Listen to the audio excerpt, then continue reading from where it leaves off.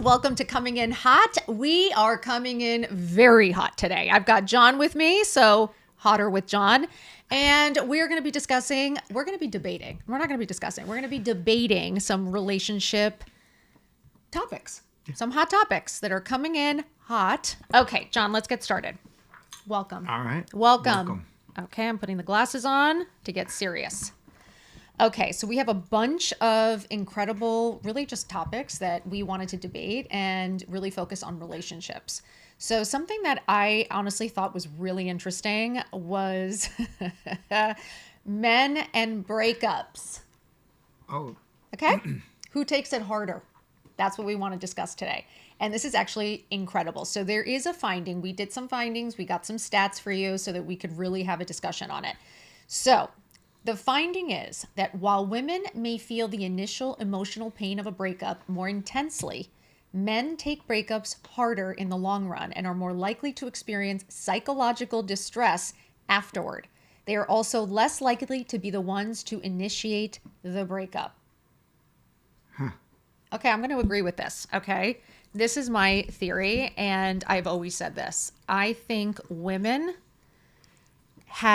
they feel it at first. I feel like women literally go into a spiral. You literally start talking to all your friends. You have to discuss it a million times. You go over every detail. You obsess on it. You think about it. You kind of deal with it and face it.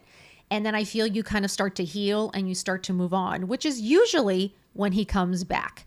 Right? So for me, I always think men personally, and even what I studied in psychology when I was in college, they did say this. This is like a stat that was actually discussed in relationships, saying that for men, it usually affects them later. Like at first, they're kind of fine. They're like going out and partying with their friends, like they're single, they're ready to mingle.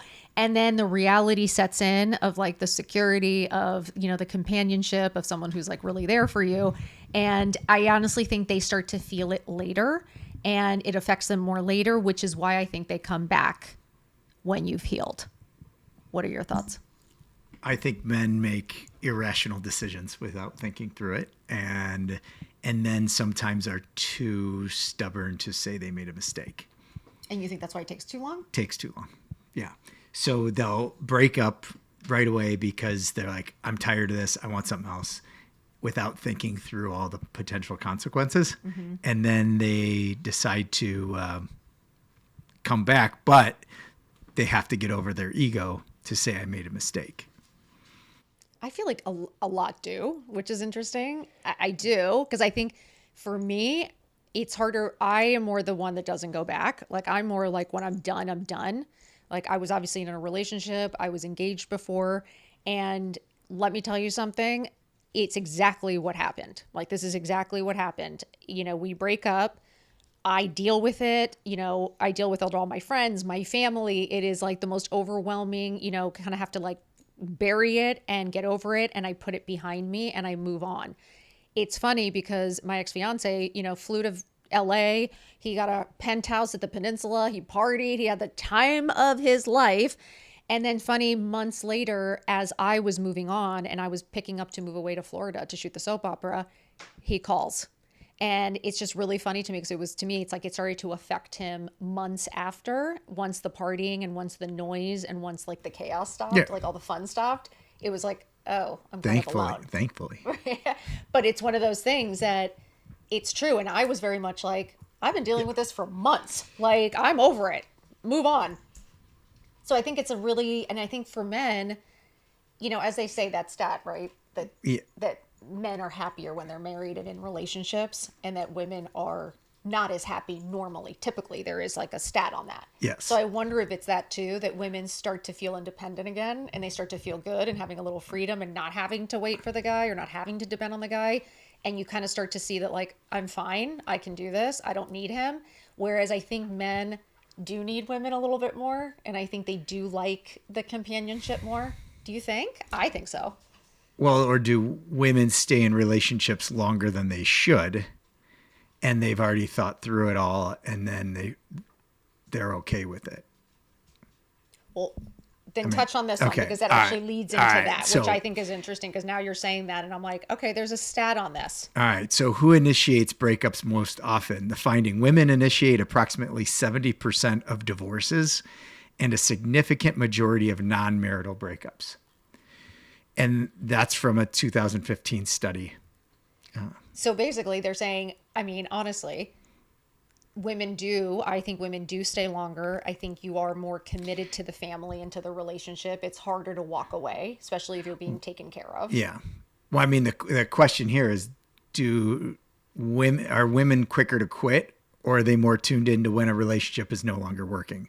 I think they're more tuned in to when a relationship isn't no longer working. I think men are quicker to quit in that sense, even though not to break up, but to kind of separate themselves. You know what I'm saying? Like I feel men can be just tapped out and they can just stay in the marriage. You know what I mean? Because it's like they have the house clean, they've got someone taking care of the kids, they go to work, things are taken care of, and there's a comfort there that you can Right. withstand. You know what I Right. mean? Where women, I think, start to get a little feisty and they start to feel bored and lonely and frustrated. And I think it starts to build where intimacy isn't enough. And I think if the financials aren't like blowing you out of the water, I think women, but it's true. It's like you see the ones that like, yeah, they put up with more when they have this lifestyle. There is a certain lifestyle, I think, that you are willing to put up with more. Yes. Do you understand what I'm saying? Well, and the men just don't give as much emotional connection, Support. And what are they giving if it's not, if it's Great question. not financial, emotional? I don't think we need as much.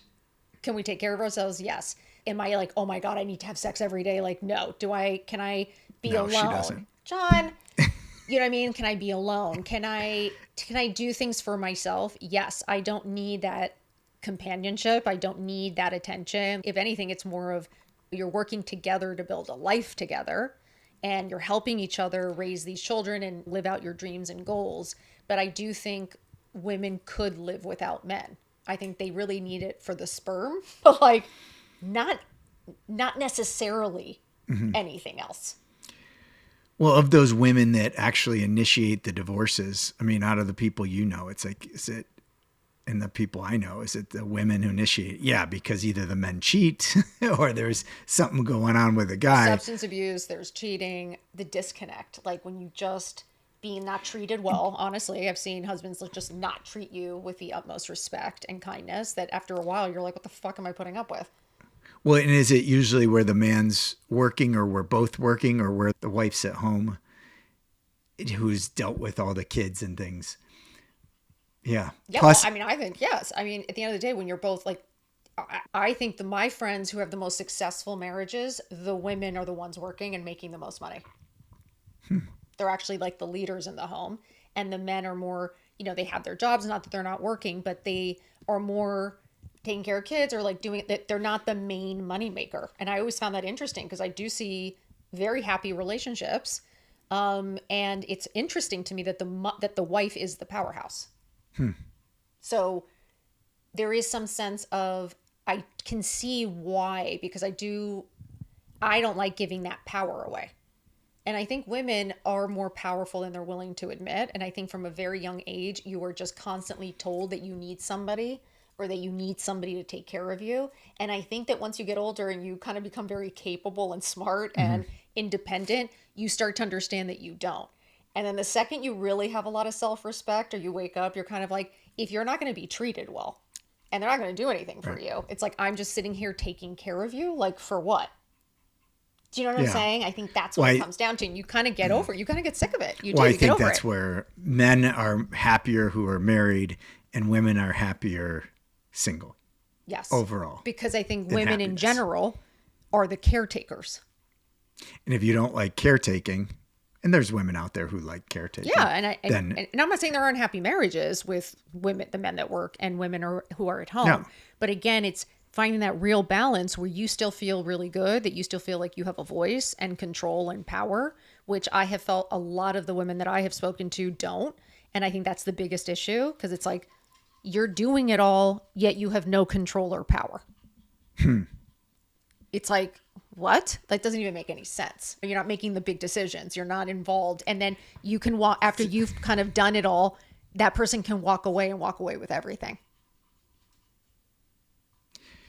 So I think the question is, are women, because people are having less children, right? Yes. Right. And that's a big trend right now. Are the women, did people have more children? Why there was such a high divorce rate of like 48%, whatever, especially Gen X? Is there a high divorce rate because women had children and then took care of them, and that's not exactly what they really wanted to do? And you're seeing with the younger generation, do they not have children because that's really something they just don't want to do? So we're going to see less divorces. We're going to see happier people overall. And is it because Gen X and maybe even the boomers didn't necessarily really want to have kids, but it was something that they did? And I agree. I think there's a stereotype that we fell into. Like, I was being told to get married at the age of 18. You know what I'm saying? Everything. My mom was constantly like, when are you getting married? When are you getting married? She wasn't worried about my grades. She wasn't worried about college. It was this very much like, you get married and have kids. And I probably am somebody who was like, I want marriage and kids, but like, I really want something else too. I always was like that. I was like, why are you always forcing me? And I do agree. I think a lot of people maybe aren't doing exactly what they really want to be doing. And now with people living longer, you have the option to be able to put it into your timeline and when you're ready. And I think that's, for us, why we had kids later, was we were ready. And it was something that we had thought about. We got to live our lives. We got to have fun. We traveled. Separate and together. We were married 4 years before we actually had kids.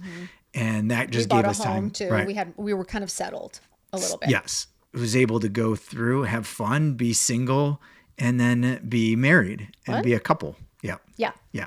I agree. And I think for me too, I waited too. Like, I got married at 32 and right? Yeah. Or 34. 30. No, we met at 32. I met at 32, married at 34, had kids. 34, yeah. Yeah. And had kids at 38 and 40. Yes. And for me, it's like at 40, I was very ready. I was ready to stay home. I did not feel FOMO. And even with that weight, I still felt frustrated. I still could feel a little bit like a caged animal sometimes because, again, being home and taking care of kids full time, it's not something anybody prepares you for.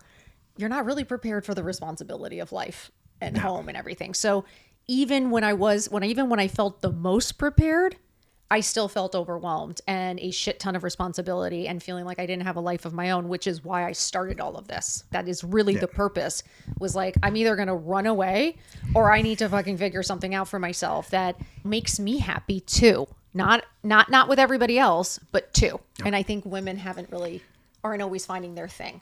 Okay. So just onto that topic of being able to be unhappy in your relationship. While we often think of sacrificing for our partner as a sign of love, some studies show that repeatedly hiding emotions and sacrificing too much can be harmful to a relationship in the long run.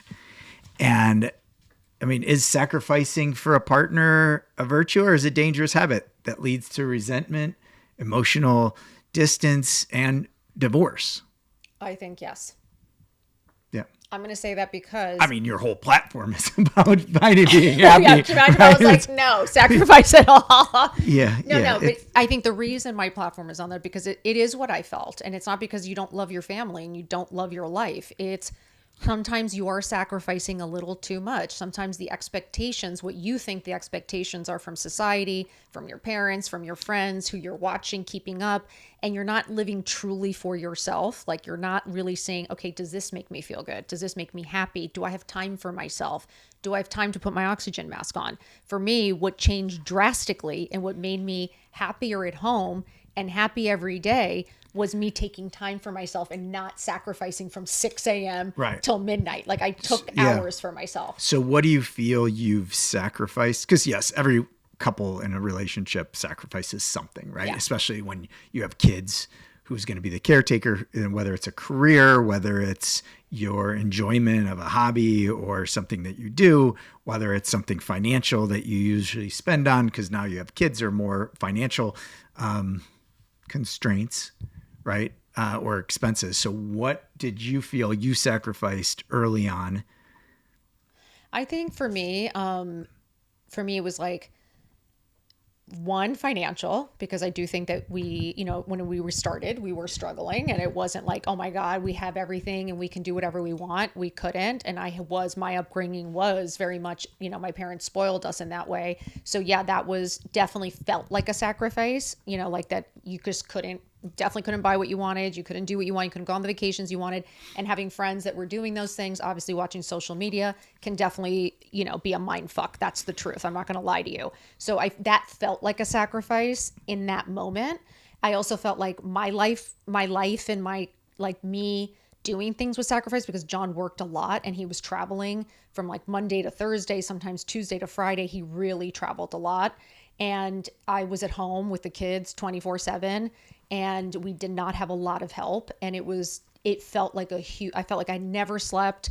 I didn't have time to take care of myself or hang out with friends. I was with the kids 24/7, and it definitely took a toll. Like, you don't feel like yourself. You know what I mean? You do when you don't have that help. We didn't have family to help us. So it definitely felt like a sacrifice, me being home 24/7 and also not being able to spend or do whatever I wanted. It felt like I was trapped at home. So what should you have done if you look back, or could you have done? I think I could have focused on myself a little bit more rather than constantly depending on you to make a change, to make more, to do better, or to hustle. Like, I can't control you. That's what I have come to understand now. You really can't control anybody. The only person you can control is yourself. The only person you can motivate is yours. Like, I know how hard I'm willing to work. I know what effort I'm willing to put in. I know how fast I can do things. I know how to hustle. Like, I can't make John do what I want him to do. And I felt like that was always frustrating to me because I'd be like, come on, just meet with that person. And it's like, it doesn't work that way for him. And it's like, that works for me. And I realized I should have focused more on me. Like, again, asking for help, telling John, you know what, I need some time in the morning. Like, me changing and having a little bit of time in the morning to get my head together, waking up a little bit earlier and having a minute, again, asking for help, and again, finding a hobby or something that I enjoyed to do to have some sort of a break or feel like I had a life of my own. I didn't do that. I actually poured myself into the kids. I was at school every day, volunteering every day. And personally, I didn't enjoy that. I loved seeing the kids. I wanted to protect the kids, but I didn't realize the dynamics of all the parents, the dynamics of all the kids and the teachers and the politics. I really didn't enjoy that. So what I realized was I probably shouldn't have spent so much time at school. I did not need to be a helicopter parent or had to prove to anybody that I was number one. I was out every day with the kids. I was literally like at the zoo every day. Train, yeah. I was travel town, the park, a class. I was out every single day overdoing it. And I was not doing anything for myself. And I think that you can. I think you're allowed to. Yeah. And then you were expecting it of me. And then when I didn't do it, you were annoyed. Yeah. Because you're like, yeah, I'm sacrificing. Why aren't you? Yeah. And it felt like he wasn't because he would be traveling or he'd be staying in a hotel or he'd be on the phone or. Yeah. But now how is travel for you? Yeah. Right. You want to fly, take a red eye and come back for the next day? No. And be ready to go? No. And then when he'd come home for the weekend, I'd want him to play with the kids and do things. And because I'd be home, stuck at home the whole time, but then he'd come home and kind of want to be home and chill where I wanted to get out and do things with the kids. Like, I need your help. I need you to take them out, go on a play date, go to the, and he's fucking exhausted from working his ass off. So you kind of have to balance that a little bit more so that I think you don't need to sacrifice it all. You don't. And I think that's the traveling. I sacrificed like friendships here because I was gone. It makes it harder because you just don't connect as much. You don't have you time. And I would travel where I would take red eyes. And one year I took 15 red eyes. It's like, so I'm not getting any downtime. It's like, go, go, go, come back. And then you're like thrown in the mix and it's like, go, go, go. There's no you time. There's no golfing. There's nothing where you're going to be able to, John did not have any hobbies. Like, he wasn't golfing. Right. He wasn't like playing tennis. He wasn't like, he wasn't going out with friends. No, he really wasn't like because I felt guilty. Yeah. Cause he would be gone for a week or a couple of days. And then, he wanted to be with the kids, obviously, and me, and there was just not enough time. No. And it was hard. And I don't think that that's healthy because we would get frustrated and we would fight, you guys. But I did like work though. You did. And I would work a lot. It was fun to me. So yeah. like I do now. Like Yeah, I work right, a lot right. now, and everyone's So like, what put do it down. And I'm what like, do you no. feel like you're sacrificing now? Or do you feel You know, it's funny now. I feel like I sacrifice a little bit, obviously more the kids. Like it feels like you're a little less, sometimes I feel guilty that I don't know what's going on or that I'm not as involved because of course before I knew everything. So that I felt that's a little bit off to me because I'm used to that. And I'm just trying to get used to that. Again, missing the first day of school.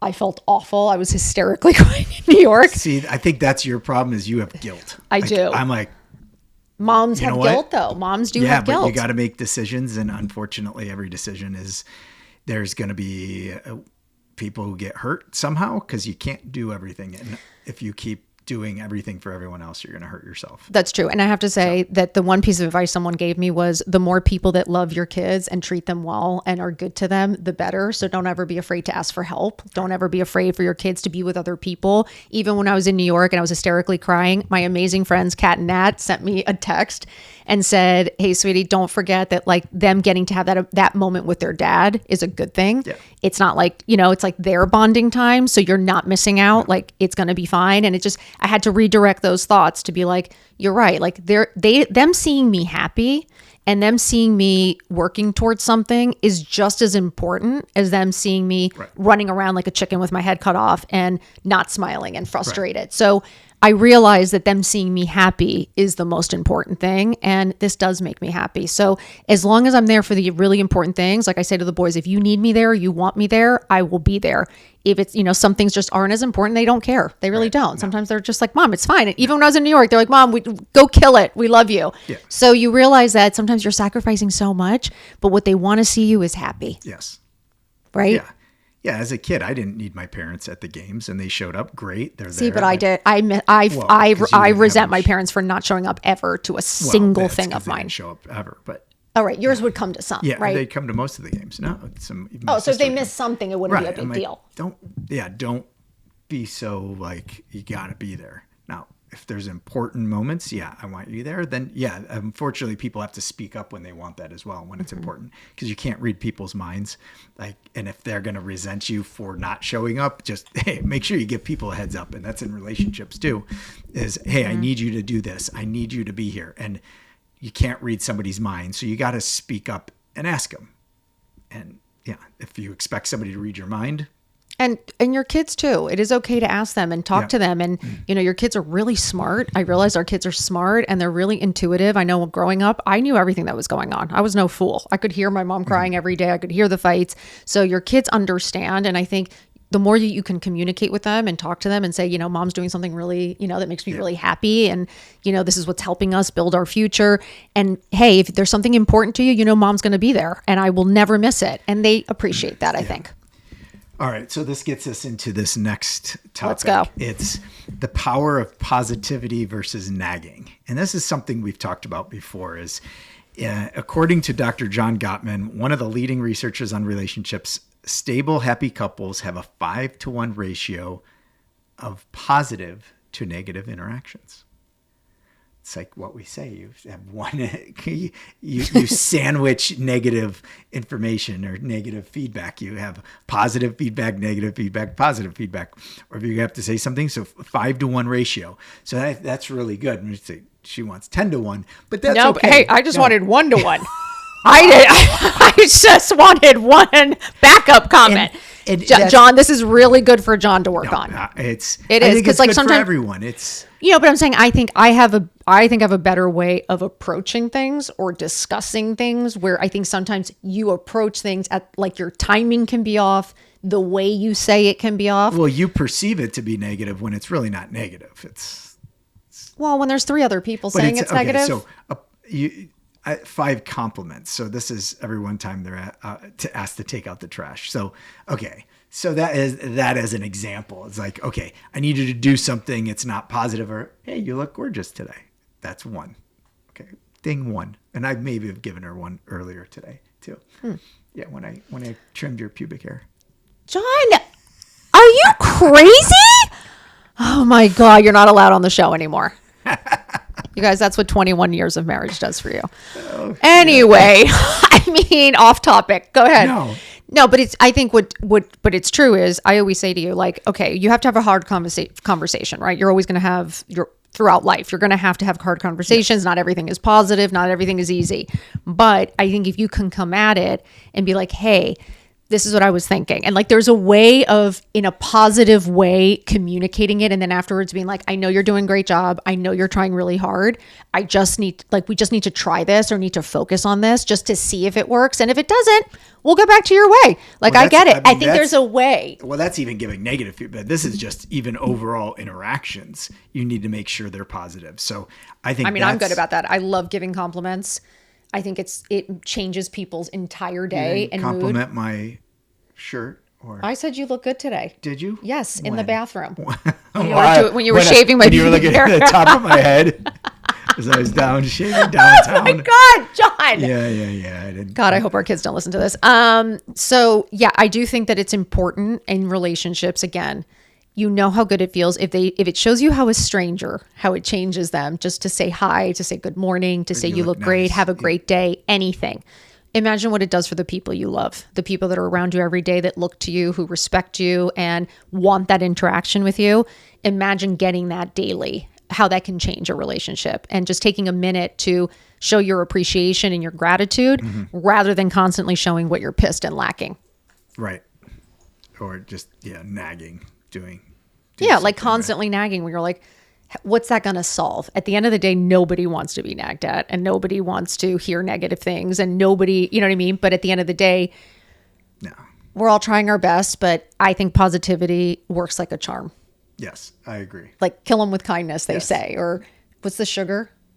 Something about, I'm the worst with these things. Okay. Medicine. Well, 2 scoops of sugar helps the medicine go down. I think I've in never the most heard that. Delightful way. Mary Poppins. Really? Yeah, Mary Poppins. Oh, okay. A spoonful of sugar. Oh, okay. Helps the medicine go down. Okay, medicine go ahead. Go down. Go on. All right. Now we get into it. This is something she doesn't like to talk about. Financials. Arguments about finances are the strongest predictors of divorce. Agreed. More so than arguments about sex, children, or the in-laws. 100% agree. I think money, finances is the number one cause of divorce.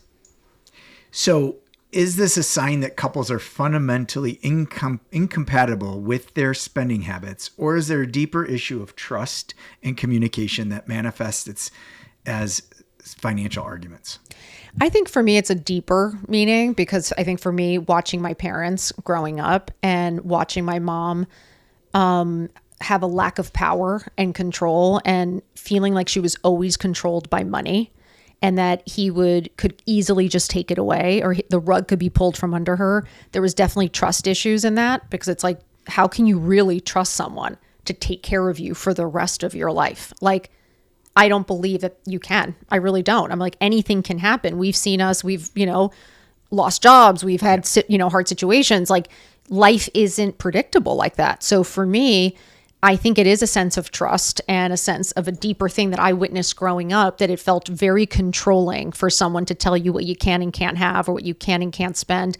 And yes, can you absolutely go overboard and not understand finances and not understand saving? But yes, John and I grew up the complete opposite, where I had 50 presents under my Christmas tree. John maybe had 1. You also didn't have a savings account where I had one. In high school? Yeah. And what would you do with it? What do you mean? Would your parents just give you your... No, I'm saying, would your start up for a full year? Not in high school. No, but it... What were you doing in high school? Set up for life. What? No, I worked outside in the yard. But he would pay you, and that's what you would go put it in the bank? We'd be able to take whatever money we wanted. No. What did you put in the bank account? What was in the bank account? From our parents and grandparents.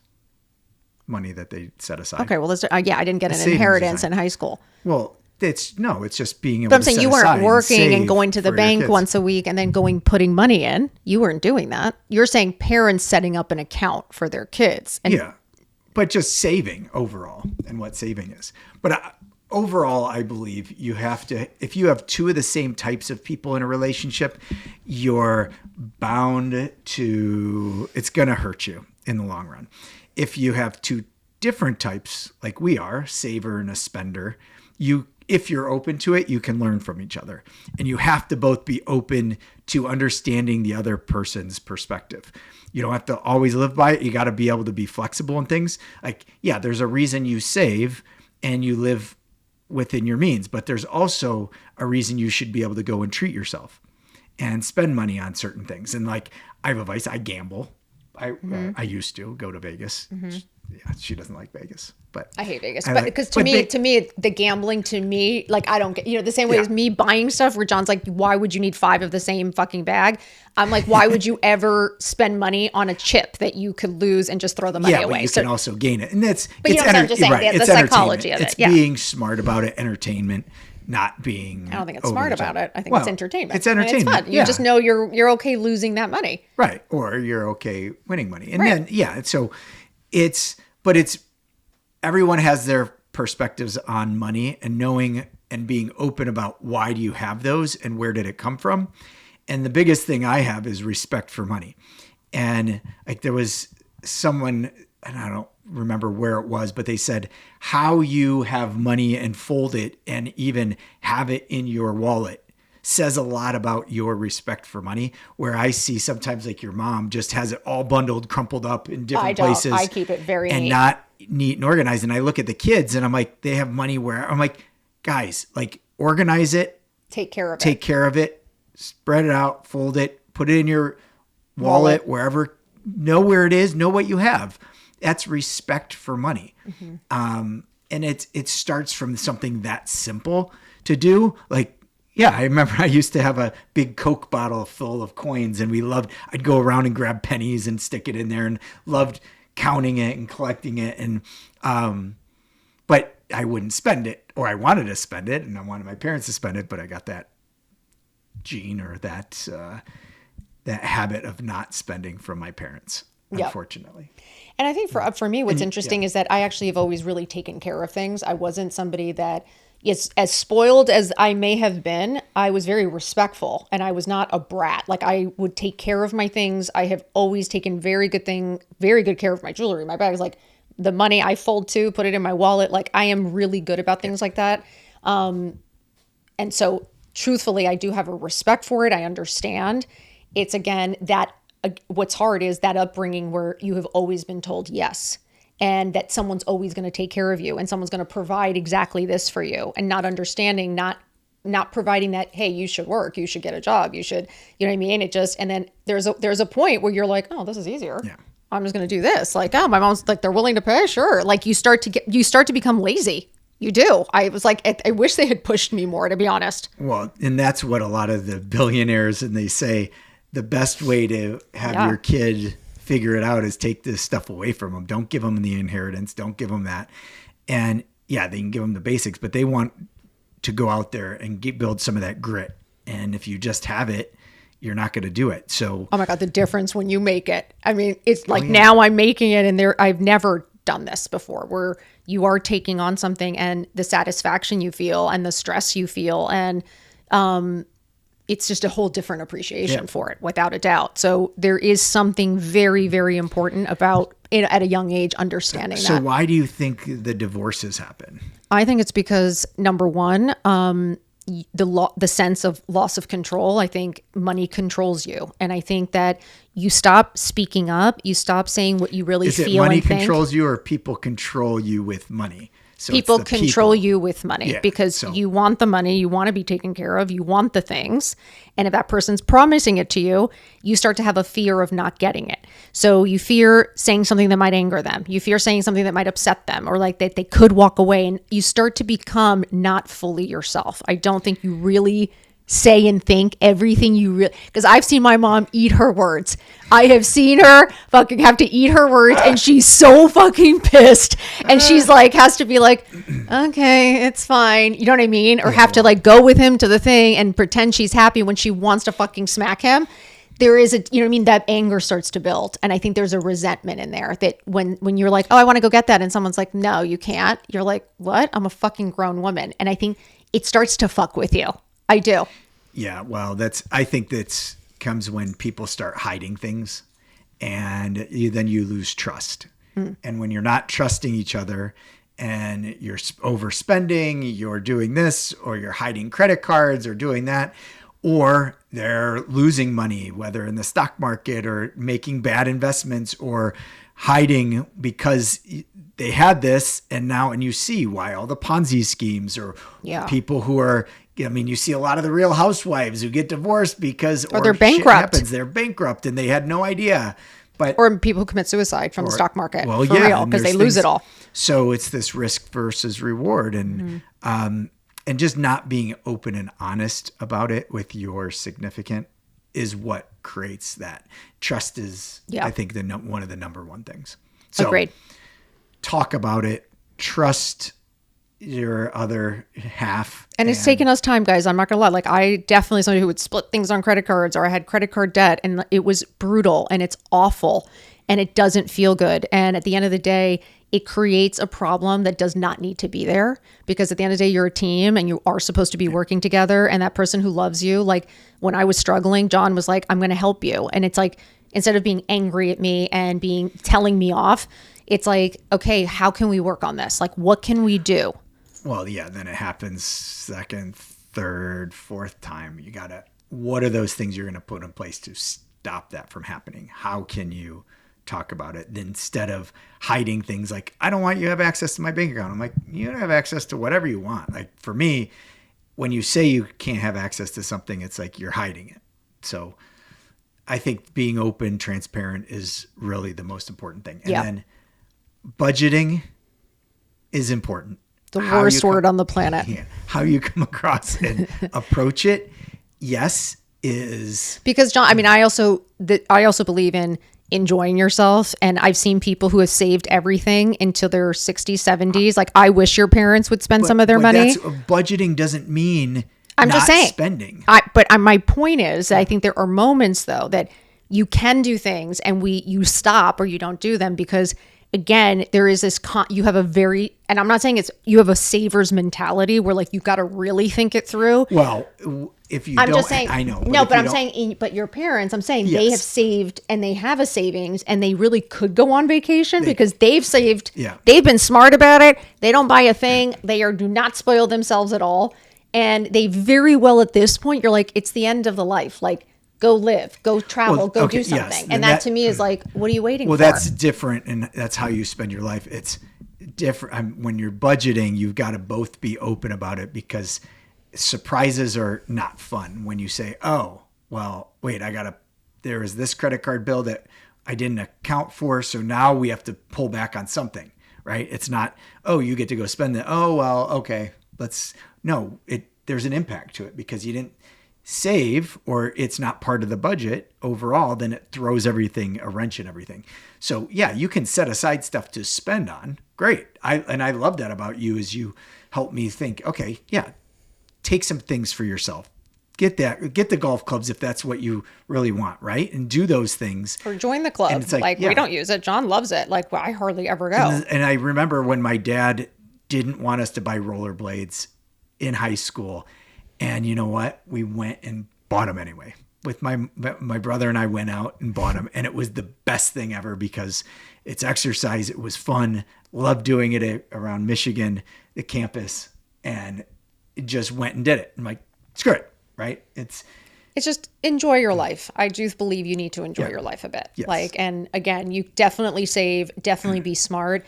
But again, don't wake up at 70 and realize you have not enjoyed anything because it does get harder. Yes. I'm sorry. It does get harder. And as much as I want to go travel the world now, when I first met John, I would have actually maybe traveled the world. I don't know if I would do it now. Like it's 20 years later. I'm exhausted. My back, round the world cruise. Like not a chance in hell. Like you couldn't pay me. Okay. Where is Amy Bradley? I'm kidding. No, but truly, we can find her. No, like no interest at all. So to me, it's like now I can't wait to get home. As much as I like to see things and go to places, like I don't enjoy it the same way I used to. So it's like, I also think don't wait. Don't always wait for everything because life changes and you have no idea what's coming. Anything else? We done for today? Your tits look wonderful. Thank you so much. So John's on a sexual fucking... Your stack looks really good. Thank you. You look beautiful. Thank Your you so makeup much. looks nice. Appreciate it. I had a facial yesterday. My handsome man. All right, you guys, this shit show is over. We have debated. We will be back with another one of these because we have more topics. And this is actually really fun. I like getting the two different perspectives and kind of talking it out. Curious to hear your thoughts. Please leave them in the comments. And any other questions or anything you guys want us to talk about, we'd be thrilled to. Press that like button, that follow button, share with your friends, anybody who would be interested in this. We would really appreciate it. Thank you for all the love and support. We will see you next week on Coming In Hot. Mwah.